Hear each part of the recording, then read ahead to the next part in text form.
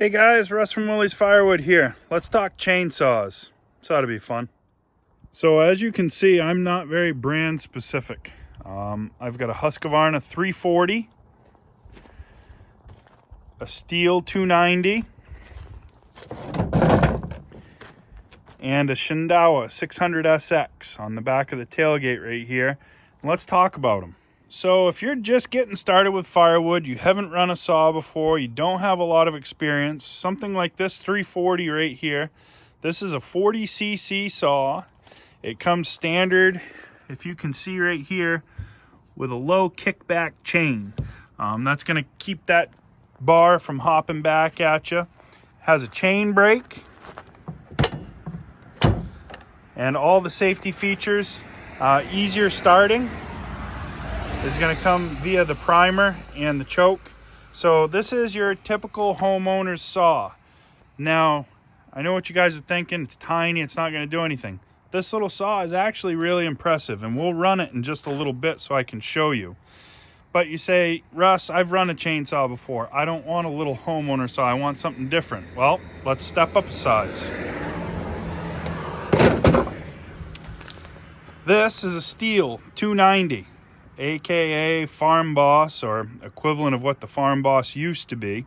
So this is a Steel MS 290. This is a 56cc saw. This is a high-end homeowner's saw. This is about as big as you're going to buy from a box store. It has felling wedges on it. It's got Steel's quick twist caps. I'm not a fan of those caps myself. I am not a Steel guy. But it runs a 20-inch bar and chain. Steel has a little different size. This is a .325 chain that's on this. But when you get into their pro saws, it's just a bit different size than the regular standard 3/8 chain. Comes with all your adjustments for your high and low and your throttle all on the side. It's got a quick removable cap on the back for your air filter, which is very dirty. It's just a basic homeowner's saw. It does a good job, but I'm going to show you when we run these, the difference between this Steel and the Shindawa over here is going to be night and day. For just a 3.8 cc difference. So let's take a look at the Shindawa next. So this is a Shindawa 600SX. We run a 20-inch bar on it. We run a 72 drive length 3/8 chain. I'm running Oregon bars on there right now. This is a professional series saw. Basic on-off choke. You got your throttle controls. Regular caps on there, no funky steel caps. Do have a decompression button on this. I don't find that I need it. I'm a fairly big guy. You've got inner and outer felling spikes on this, which makes a big difference when you're working in the woods and cutting. Anti-vibe handles. I bought 2 of these saws. The other one is in the truck 6 years ago. The only thing that I have had to do to these saws in 6 years ever, and I mean only thing, is I broke a chain tensioner with a kickback on a log one time. When we get cutting, you're going to see the difference really quick between this and the Steel. It is going to be night and day, but you're going from a homeowner saw to a Pro Series saw. So, enough talk, let's put them to work. Okay guys, so we're at the firewood pile here. We're going to run all 3 saws, 2 cuts through the same piece of wood. All of them are sharp. They've basically got brand new chains on them, but they're all sharp. And we'll show you the difference between 40cc homeowner, 56cc homeowner, and 59cc commercial or Pro Series saw. So sit tight and let's let the saws do the talking.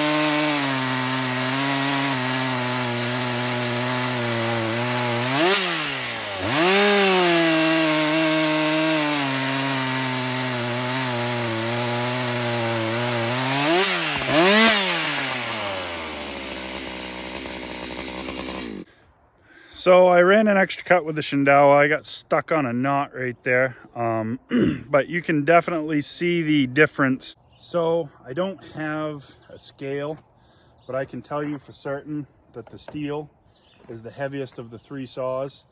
Obviously the little Husqvarna is the lightest, and then you've got the Shindao. The Shindao is running the biggest chain, and that's running a 3/8 chain, full chisel. The other two are running 325 safety chains, and that's a homeowner saw thing. You can go to a full chisel in that size. I just grab whatever's on the shelf. I use them for limbing saws most of the time. But this is kind of your entry level step up, I guess.